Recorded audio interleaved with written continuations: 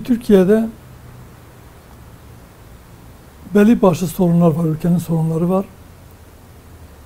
Belki bu sorunlar içerisinde bize tekabül eden, bize dönük olan bazı sebepler var. Parti kurmamıza bizi iten, kurmaya iten sebepler. Bir de ülkenin gidişatı, siyasi gidişatında gördüğümüz yanlış uygulamalar sebebiyle biz bu hem bize özel hem de genel sebeplerden dolayı parti kurmaya karar verdik. Bize özel olan, bize bakan yönüyle baktığımızda malumunuz ben Hüdapar'ın kurucu genel başkanı olmadan önce Mustafa Der'in genel başkanıydım. Ve birçok faaliyetimizi Türkiye'de belli bir boşluğu doldurmak, halkın temel sorun ve sıkıntılarına eğilmek için dernek faaliyeti yapıyorduk. Hem ekonomik olarak sorunlarını gideriyorduk, hem toplumdaki mevcut tıkanmışlıklara çözüm bulmaya çalışıyorduk. Böylece bozulan dengeleri bir partiden de dernek düzeyinde, dernek faaliyetleriyle topluma yardımcı olmaya çalışıyorduk. Toplumdaki sorun ve sıkıntıları giderme noktasında bir faaliyetimiz vardı. Tabii bundan rahatsız oldular. Ve derneğimizi haksız yere kapatılır. Ve biz derneğimizin şiarı olan 3 temel kıstasımız vardı o zaman.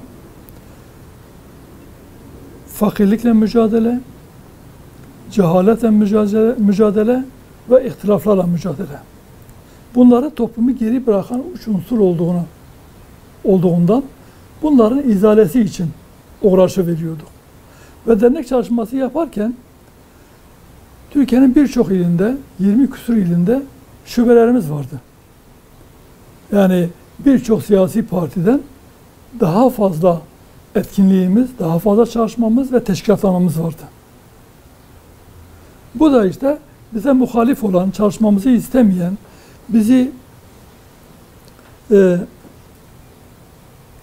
illegalize etmek isteyen, marjinal hale getirmek isteyen kişi ve gruplar, diyelim devlet içinde çöreklenmiş ve dışındaki bir kısım çevrelerce faaliyetlerimiz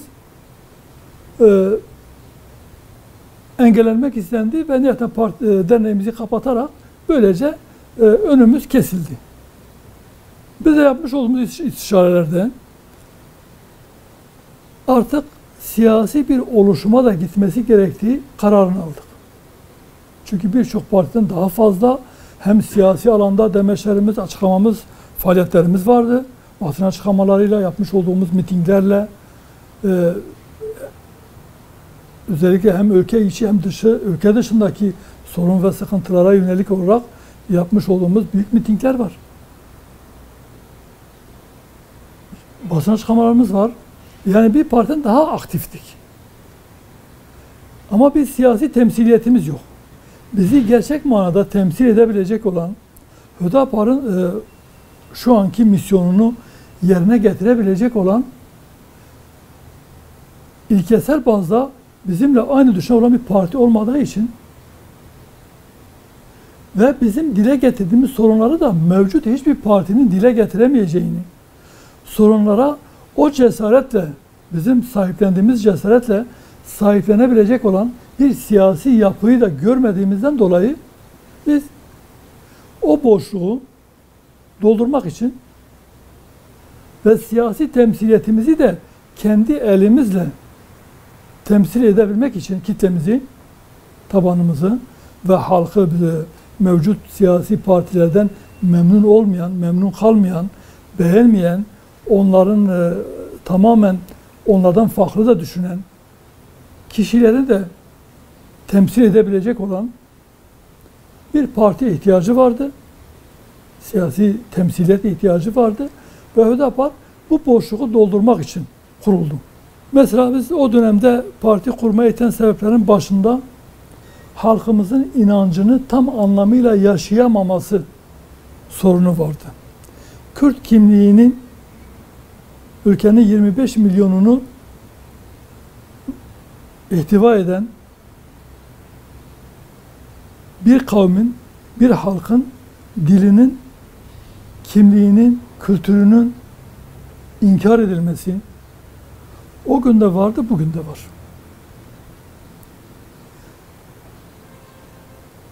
Halkın inancını yaşamasının önündeki engeller yasal olarak o günde vardı, bugün kısmen yumuşatılmış olmasına rağmen yine var. En basitinden mesela tesettürün güvence altına alınmasını istiyoruz parti olarak. Anayasal güvence alınmasını istiyoruz. Ve bu maalesef tüm uğraşlarımıza rağmen anayasal güvence altında değil. Hatta laiklik ilkesi anayasada olduğu müddetçe de Türkiye'de Müslümanların inanç özgürlüğü tam olarak sağlanamaz. Ancak bu şekil idari geçici çözümlerle, yönetmeliklerle bu iş çözülmüş gibi gösterilebilir. Aslında çözülmemiş, sadece sorunlar halının altına süpürülmüştür. Kürt meselesinde de yine bakacak Kürt kimliğinin tanınması, kültürü aynı şekilde. Evet, bugün bazı siyasiler Kürt kökenli vatandaştan bahsediyor. Ama sadece bu kadar. Kürt'ün dili, kültürü, eğitimi, kendi dili eğitim yapabilmesi, bunlar yasal hiçbir güvencesi yok. Evet, bazı televizyon kanalları var. Ama yasal güvencesi yok, dayanağı yok. Ya da yaşayan diller ismi altında okullarda Kürtçe çocuklara Kürt dili eğitimi verilebilir. Ama Kürtçe öğretmen ataması yapılmadığı için öğretmen yokluğundan o sınıflar da açılamıyor. Talep olmasına rağmen olduğu halde sınıf açılamıyor, öğretmen yok. Bunlar dikkat edin, direktmen Kürt dilini, Kürt varlığını, kimliğini tanıyan düzenlemeler değil. Yaşayan diller diye geçiyor. Bunun içine Süryani de giriyor. Bunun içerisinde kaybolmamış ama halen az sayıda kişinin konuştuğu diller de girebilir. Yani bu bizim talep ettiğimiz şeyler değil bunlar. Biz Kürt kimliğinin anayasal güvenceye alınmasını, Kürtlerin tanınmasını, Kürtçenin resmi dil olmasını, Türkçe gibi bir Türk'ün sahip olduğu bütün haklara nasıl bir Türk kimliğiyle o haklara sahip ise bir Kürt de Kürt kimliğiyle aynı haklara sahip olmalıdır. Maalesef bunu bu açıklıkta Hüdapar dışında hiçbir parti programını almış değil. Parti programımızda da belirtmişiz. Kürtçenin resmi dil olması ve Kürt kimliğinin anayasal güvenceye bağlanmasını istemişiz. Belki bu sorunun çözümü noktasında bir irade gerekiyor. İktidara sahip olanların ortaya ciddi bir irade göstermesi gerekiyor. Şu an Hüdapar'ın anlayışına göre sorunların temel kaynağı anayasadır. 12 Eylül Junta Anayasası. Bu anayasa ilk düğmesi yanlış iliklenen gömlek gibidir. Anayasayı düzeltmeden ülkede hiçbir sorun değişmez. Hiçbir sorun da ciddi manada çözülemez. Ancak pansuman tedbirlerle yapılabilir. İdari bazı düzenlemelerle iyileştirme yapılabilir. Ama ciddi bir reform, ciddi bir değişiklik bekleyemezsiniz. Onun için anayasa kaynaklıdır ve Hüdapar'ın anayasaya ilişkin önerileri hem parti programında belirtmişiz hem de zaman zaman dile getiriyoruz. Evet, bu bir an önce bu ülkede yeni bir anayasa yapılması lazım. Ve bu yeni anayasada vatandaşlık tanımı değişmesi lazım. Bu yeni anayasanın ideoloji barındırmaması lazım. Memlekette işsizlik varsa yine adaletle bağlantılıdır. Fakirlik varsa adil paylaşımın olmamasıyla bağlantılıdır. Yoksulluk, adaletsizlik, işkence, zulüm, ötekileştirme, düşmanlaştırma, kamplaşma varsa kökeni anarşinin, terörün de kökeni budur. Baktığımızda ülkede bir sorun var ki, bir adalet sorunu var ki bunca memnuniyetsizler grubu ortaya çıkıyor ve nihayetinde de iç karışıklığa dahi sebep olabiliyor. O yüzden adalet en büyük belki idarecilerin sahip olması gereken, yerine getirmesi gereken meseleden bir tanesidir. Adaletin yerine getirilmesi gerekiyor. En büyük sorun adalettir. Yer adaletsizliktir yani. Adaletin sağlanamamasıdır. Kürt meselesinin de ortaya çıkışı, bugüne kadar gelmesi ve yıllardır devam etmesinin kökeninde bu adaletsizlik yatıyor. İnkar, adaletin temeli neydi? Anayasadan kaynaklı olan inkar ve asimilasyondu. İnkardı. Buna bağlı olarak hükümetlerin asimilasyon politikalarıydı. Süreç içerisinde değişen şartlarla beraber asimile edilemeyen bir toplum görüldü. Asimile edilemediği için şu an kökenli de olsa varlığı kabul ediliyor. Ama sorun, problem ya da Kürtlerin talepleri bitti mi? Bitmedi. Mesele nereden baktığınızla alakalıdır. Meseleye devletin güvenliği, devletin bekası ya da resmi ideoloji açısından bakarsanız o zaman farklı bir netice çıkar. Ama ezilen, hakları elinden alınan, hakarete maruz kalan kişilerin eli gözüyle bakarsanız meseleye, bakış açısıyla daha farklı bir sonuç ortaya çıkar. Yıllarca Kürt meselesini güvenlik ve ekonomik sebeplere bağladılar. Eğer işte terör biterse Kürt meselesi de bitecek. Oraya işte fabrika gider, ekonomi olarak gider, iş aç olunca o zaman Kürt meselesi biter. Ekonomik mesele sadece Kürtlerin değil. Ülkedeki 80 milyon insanın sorunudur. Güvenlik meselesi, asayiş meselesi 80 milyonun sorunudur. Sadece Kürtleri bağlamıyor. Kürtlerle alakalı bir sorun değil. Devletin yanlış politikalarını istismar eden bazı kişiler, gruplar, silahlı unsurlar çıkar, bunu istismar eder. Devletin yanlış politikaları nedeniyle bunu propaganda malzemesi kullanır, eleman temin eder ve kendi ideolojik taleplerini elde etmek için de silahlı mücadele yoluna girer. Bunun Kürt meselesi alakası yok. Yani barışçıl taleplerle, hukuki taleplerle ortaya çıkılsaydı belki bu haklara Kürtler çok daha önce kendi haklarına kavuşma imkanı daha farklı olabilirdi. Bu açıdan devlet de bu bakış açısını değiştirmesi lazım. Yani buradaki güvenlikçi politikasının değişmesi lazım. Sorunun kaynağı inkarcılıktır. Sorunun kaynağı kabul etmemedir. Varlığını, haklarını kabul etmemedir. Kürt'ün hakları kabul edildiği anda evet Kürt sorunu biter. Kürt meselesi çözülmüş olur. Ve bu sorun meselesini yani biz kullanmıyoruz genelde. Çünkü uygulamada şöyle bir şey var. İlk çağrışımda, algıda sanki Kürtlerin kendisi sorunmuş gibi. Falan şey sorun dediği vakit sorun kendisi yani Kürtler sorun. Kürtler bu ülkede sorun değil. Sorun Kürtlerin varlığını inkar edenler.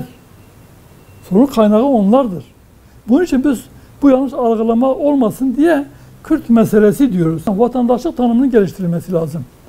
ve bu vatandaşlık tanımı içerisinde Kürdün de Türk'ün de eşit olarak kurucu unsur olarak yer alması lazım ki bu mesele hal olsun. Bizim için memleketin en büyük sorunu adalet sorunudur. Adaletin sağlanamaması sorunudur. Adalet olursa her şey düzelir. Yani ama adalet de kimin için adalet? İnsan için adalet. Onun için diyoruz ki önce insan, öncelik adalet.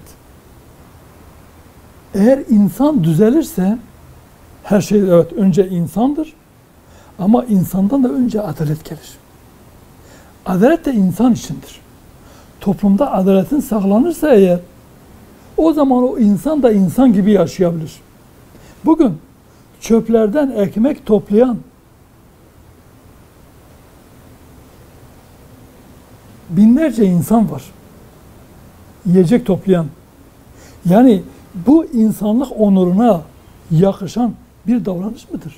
Türkiye'de İslami muhalefet yapacak, dürüst muhalefet yapacak, İslami ilke ve kaidelere göre muhalefet edebilecek olan bir parti yoktu. Biraz da bu noktada İslami siyaset nasıl yapılır? İslami muhalefet nasıl yapılır? Onu da şu an bütün Türkiye'ye göstermeye çalışıyoruz. Pratiğimizde de bunu gösterdik yani. Nedir? Bizimki yapıcı muhalefettir. Doğru kimden gelirse gelsin, biz o doğruyu, ilkelerimize uyan, o doğruyu savunur, yanında yer alırız. Yanlışı kim yaparsa yapsın, onu eleştirir ve o kişiyi, o kurumu, o siyasi yapıyı ve de iktidarı o yanlışından vazgeçirmeye çalışırız. Doğruya doğru, eğriye eğri bir siyasetimiz var.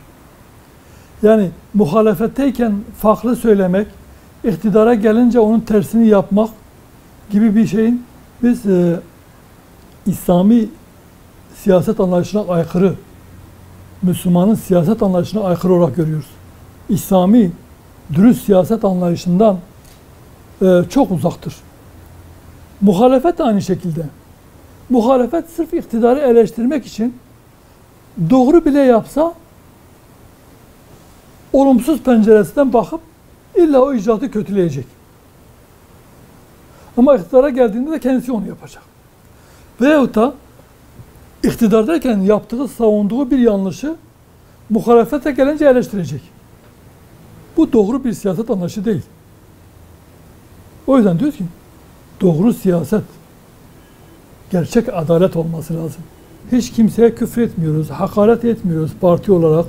Yani dilimiz İslami ölçü ve edep çerçevesinde bir üslup ve dille muhalefet yapıyoruz. Yani hem resmi açıklamalarımız hem de kişisel açıklamalarımız bu yönde. Yani mevcut siyasilerin ya da siyasetçilerin kullanmış olduğu dil bizim toplumumuza, daha doğrusu bize uyan, inancımıza uyan bir dil değil. Bunun değişmesi gerekiyor. Bunun olmaması gerekiyor. Ama maalesef bakıyorsunuz ki yani müstehcen bir dil dahi siyasette kullanılıyor ve taraftarlarca da alkışlanabiliyor.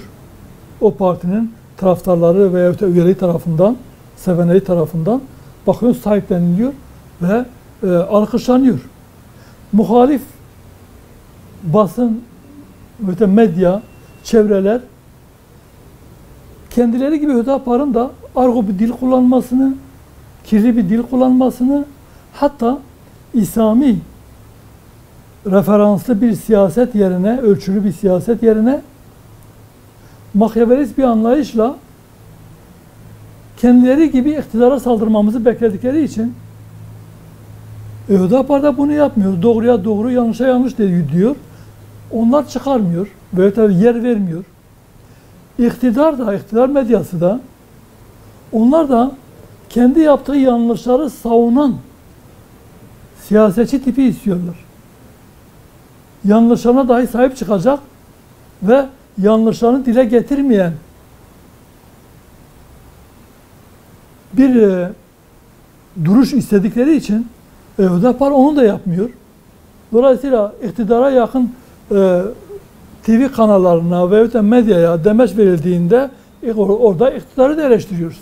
Hüdapar'ın çözüm önerileri inancından kaynaklı olan çözüm önerileridir. Toplumun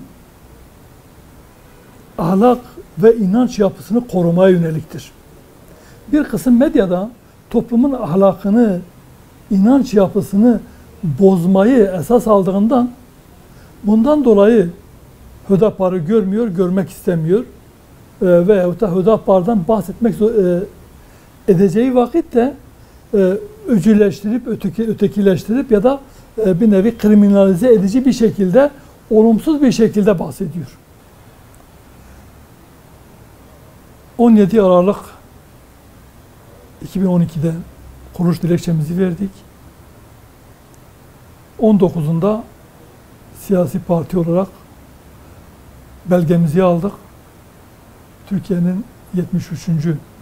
o dönemde 73. partisi olarak kurulduk. Ve o günden bugüne çalışmaya devam ediyor. Seçimlere girdik. Parti olarak halkımızla beraber olduk. Onların sorun ve sıkıntılarını dinledik.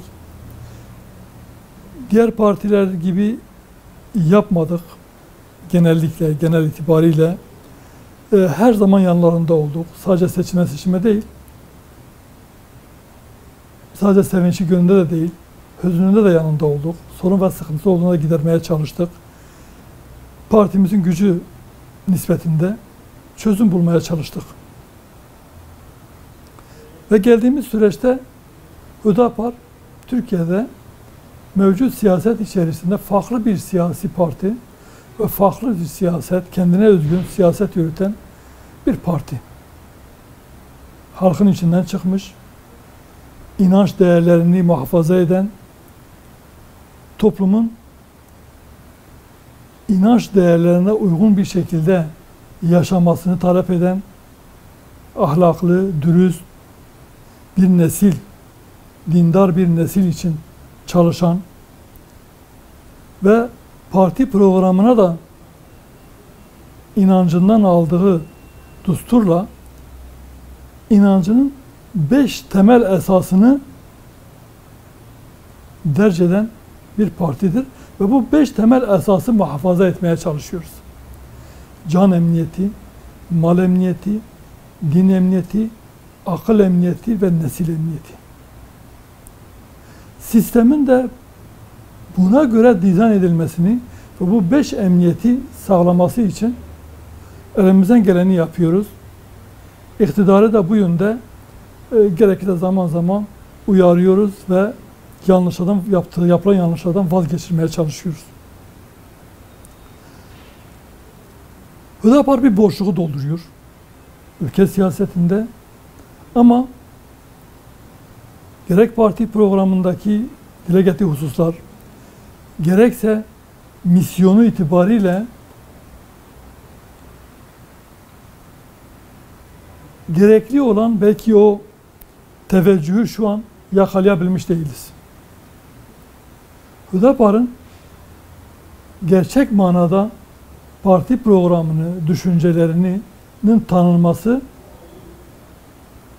halkımızın teveccühüne ve onu meclise ve iktidara taşımasına bağlı. Kendi üyelerimize de bu münasebetle şunu istiyoruz. Evet, halkımız bir kısmı belki bizi yanlış tanıyor. Yanlış tanıtmış olabilirler. Yanlış algıları yıkmamız gerekiyor. Birebir